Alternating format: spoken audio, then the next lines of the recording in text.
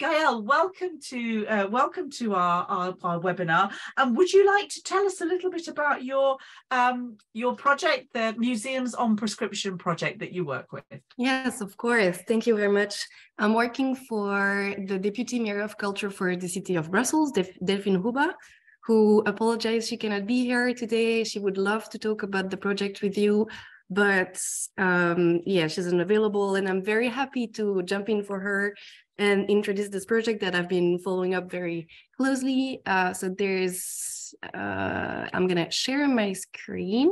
It's very interesting what you said, Tessa, because you said there's two sides, but then actually when I once heard a message from the regional director of WHO, Hans Kluge, who said there were actually three different sides of the story, let's say.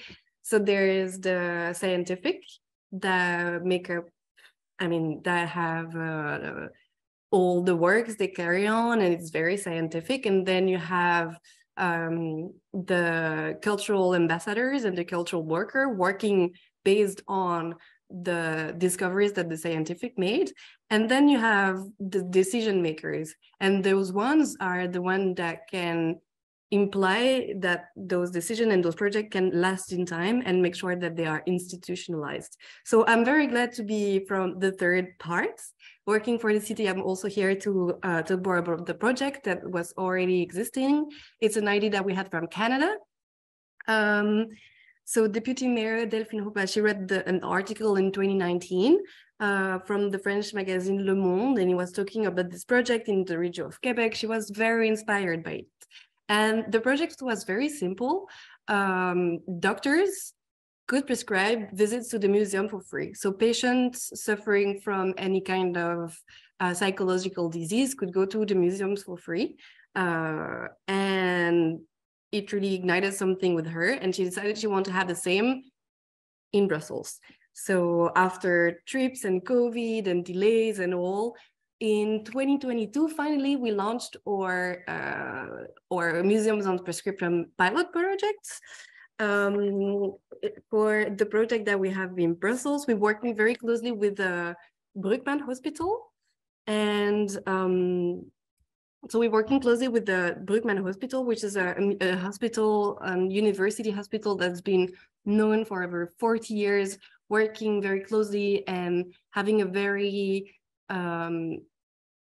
inspiring way of working around psychology and psychiatry. So they have art therapy, they have gardening classes, everything to work around with these patients.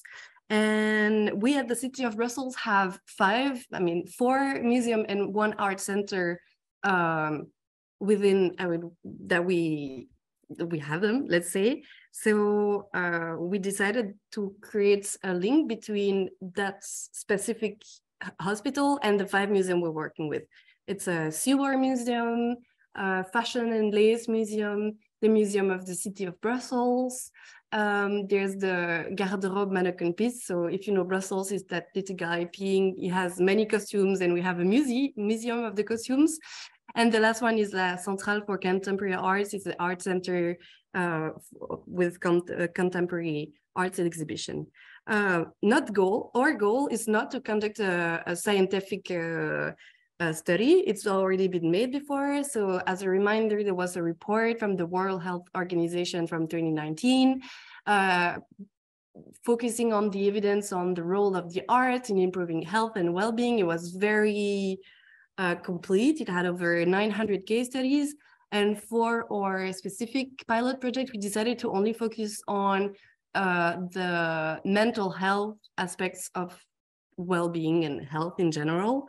So therefore, we decided working only with one department of the Bruggman Hospital. Many countries have been experimenting art therapy to demonstrate contribution from the process of healing well-being as part of care process. And based on that, we decided from the city that we had a role to play, and that's what we did. For a quick description of our project, so it's a 6-month long pilot project. So it started in September 2020. And we're very close to hit the final steps of the project itself. It was only for the patient for the psychiatry department at the Bruggman Hospital.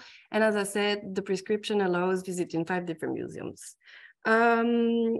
For more information, I didn't have a prescription with me, but it's like a large format A4, like this one, really looking like an actual prescription. So it's something that the doctors can give very easily, and then the patient can go to the museum as if they were going to the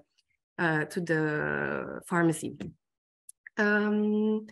So it's very practical, but then just so you have an idea, how does it work? So this is what it looks like. So as you see, it kind of look like like an actual prescription, but instead of giving out medication, they can tick out a box of the museum that the patient wants to go and see. And then they receive this large paper. It's like a leaflet explaining how to go to the museum. So every step, I mean, I have another picture later so you can have a better look at it. But the idea is that every step of the journey to the museum is explained.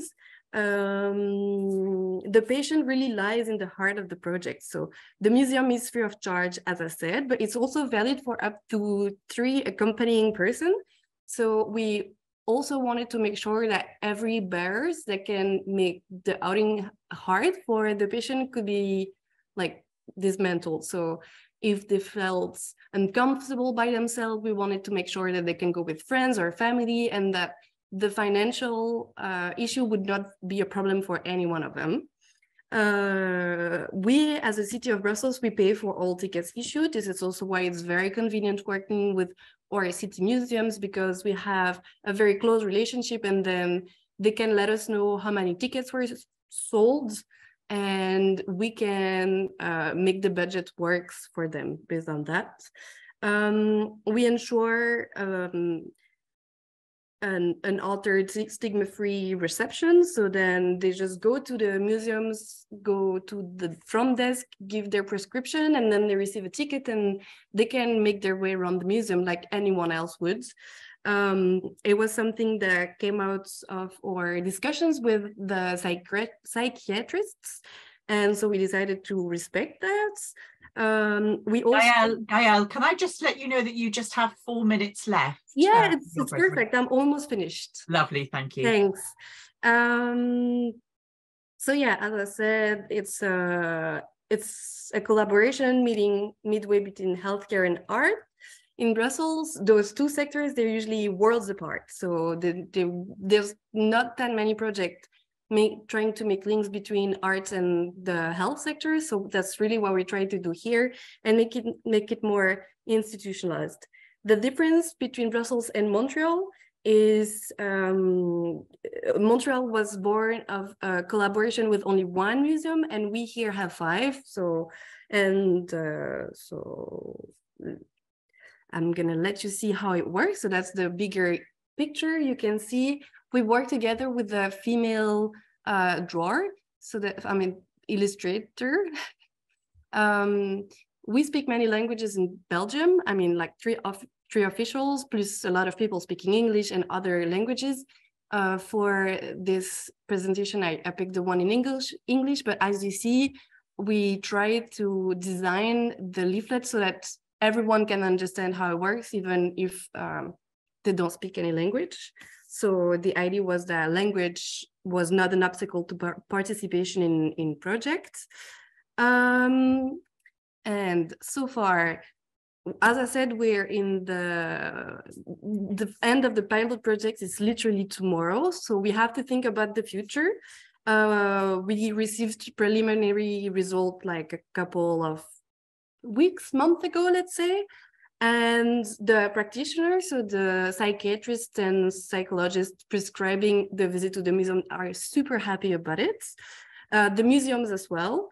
And the patients are a bit shy to go by themselves to the museum. So we definitely have to think about ways to ensure that they feel welcome in the museum and that they dare to open the door. We had an amazing press coverage. so patient and doctors themselves upgrade to appear in news flashes, for instance, which was something that was very, we were really happy and surprised about that. And so, as I said, we are going to have an evaluation phase in March 2023. And if the pilot project is successful, we're thinking about opening to other departments in the hospital, so not only psychiatry, other hospitals and other cultural venues. So it was very focusing on museum here, but maybe something with libraries is something that we can think about, for instance. It's really been set up in such a way that we can allow it for a potential expansion. And that's all for me. Thank you. I hope I respected my my time. Thank you so much, Gaëlle. Yes, absolutely. And I'm sorry, it's such a short time, isn't it? Yes, thank you. There are a couple of questions have come in specifically for you into the chat. I'm just going to give you just an opportunity to just answer one very, very briefly, but we will have to move on. So if you could make it brief. I was interested in the last part of the prescription was going to talk to the doctor. So are you then supporting medics in, are you working with doctors as well in terms of how to work with this model? Yeah, very much. We try to keep it open as possible. So, but we have a very close relationship with the doctors, handing out the prescriptions. We always have feedback, and then we talk about the museums. Like, for instance, before the pilot project started, we invited all the medics to the museums for a guided tour so that they could better understand what the exhibition were about, so they can prescribe it to the right patient, let's say. And yeah, we're in contact, let's say, monthly with them, knowing how it works, and if they need something from us. I know we gave about 100 prescription in 3 languages. 100 in total. So we distributed quite a lot of those prescription, and I know about 10% of the patient finally turned out. For this pilot project, we try to be as open as possible and not trying to influence the doctors or the patient in doing anything, just to see how they would react. So I'm more from, my background is more from the cultural sector, so I'm not surprised that a small amount turned out by themselves, because I know sometimes you need to readjust the project. So that's what we're doing here. For instance, a group of patients got together and asked to go together with their prescription to the museum, and it wasn't something that we expected. Right. So we need to open the door for what the patient wants and what the doctor wants. So many more questions, I'm sure. If you could answer and I know you can't stay for the rest of the seminar. No, I'm sorry. I'm very sorry. But if you could perhaps take a bit of time just to note the questions and chat if you have the opportunity. Yeah, but thank you. I'm going to leave you to do that, Gaëlle, if you don't. Thanks. And just to say thank you so much for joining us this morning. It was a really thank you. It's my pleasure. Another inspiring project.